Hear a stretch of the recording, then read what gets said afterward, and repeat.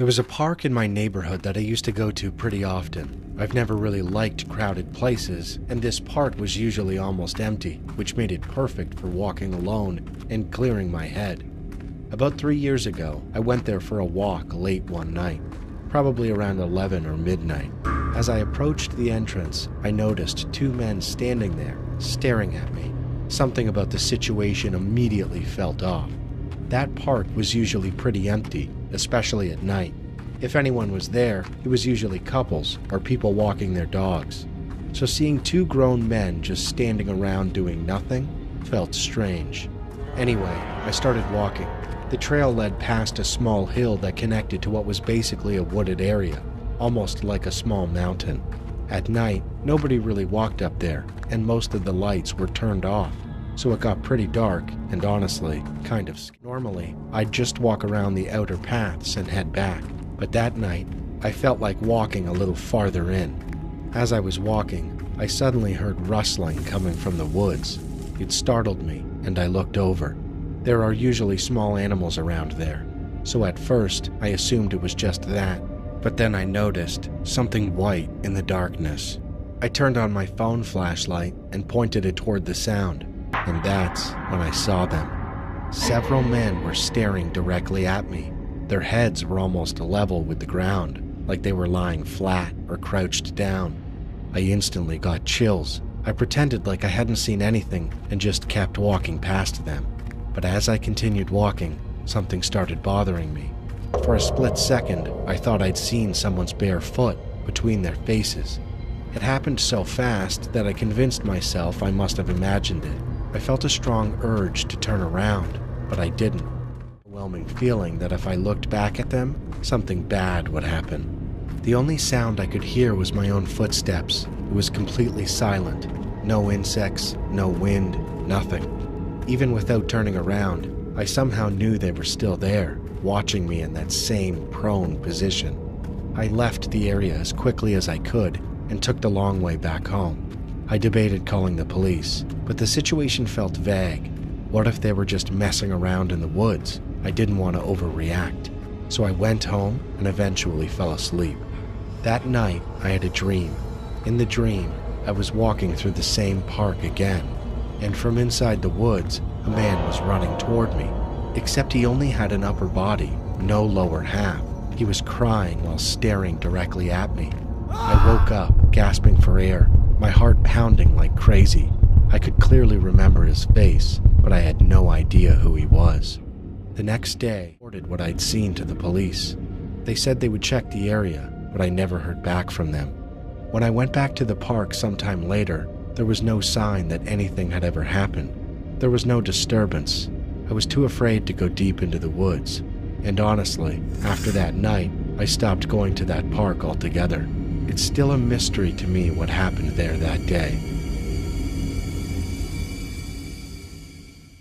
I was 10 years old when this happened. My mother had gone to a wedding with her sisters, and it was already past 1 a.m., but she hadn't come home yet. Back then, I couldn't sleep without her around. I kept waiting, my young mind restless, the silence of the night stretching on.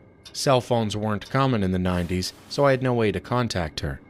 Unable to stay inside any longer, I stepped out into the gallery of our house.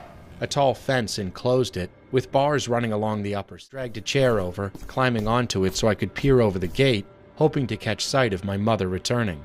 The street outside was eerily quiet, completely swallowed by the night. Minutes passed, nothing. Then, out of nowhere, my father appeared behind me. His sudden presence startled me. "Go to bed," he said. "I'll wait," I replied stubbornly. He sighed and said, "Fine, I'll wait with you." Just then, the front gate creaked open. My breath hitched, but there was no one there. The air felt thick, oppressive. My father and I stood frozen, staring, and then a figure stepped forward, a masked man. He moved with a strange calm, his presence almost unnatural. A firearm glinted in his hand, and then he fired multiple shots at someone behind him. The gunshots shattered the stillness of the night, echoing down the empty street. I couldn't move, couldn't breathe. We weren't just witnessing something horrific, we were a part of it now. Then, as if sensing us, the masked man slowly turned his head and looked right at us. A wave of terror unlike anything I had ever felt gripped me.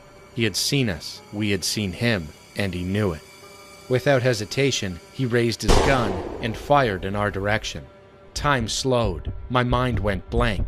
I felt like my life was flashing before my eyes. Before I could even react, my father grabbed me, yanked me off the chair, and rushed me inside.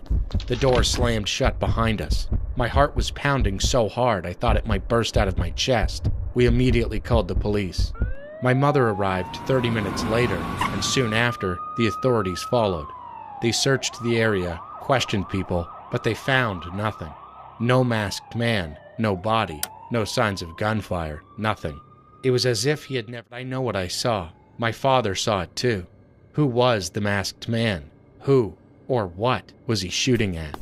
I still don't know, and maybe I never want to.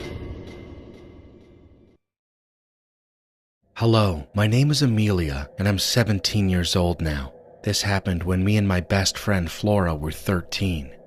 We grew up in a small village in the UK and spent that summer hanging out in the local, slightly secluded park with our friends Callie, Adam, and Tommy. Telling this story still gives me chills.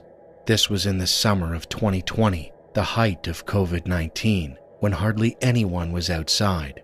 Flora, Callie, and I rode our skateboards every day and knew the park's hidden spots like the back of our hand.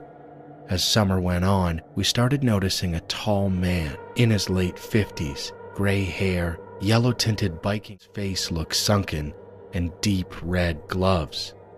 He was unmistakable. He rode a bike on the gravel trail that looped the park, and we kept seeing him at the same time every day when we met up. The first time he approached us, he said, "Hi, kids. I've seen you playing around here quite a lot recently."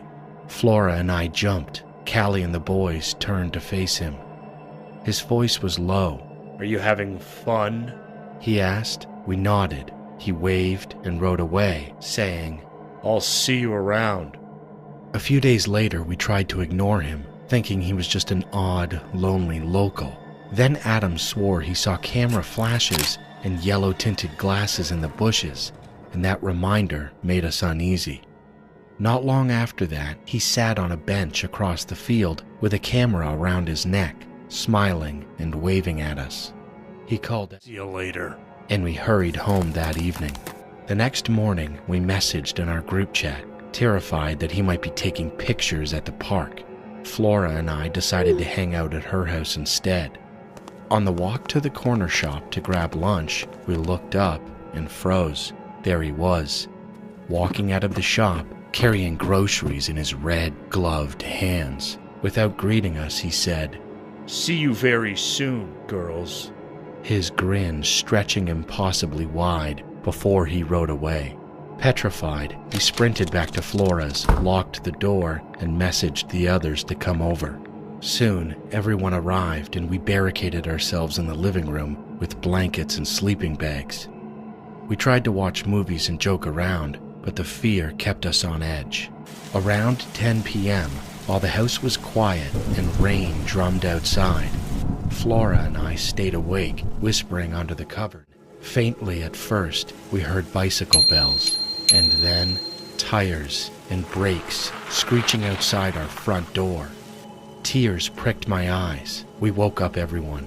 From the other side of the door came frantic, hard knocking and a low voice. "See you inside." The pounding got louder and angrier. Adam whispered, "Where is a phone?" Callie crawled across the floor and grabbed Tommy's phone. Tommy dialed. We heard every knock like it was trying to break the wood. We all clung together, crying, as the knocking continued and then suddenly stopped. Police arrived not long after. We opened the door and let them in. They asked questions and searched the village that night, but there was no trace of him. He was never found. He's become Red Glove Man in our town, a name we'll never forget, and a story that still sits at the center of every summer memory we have.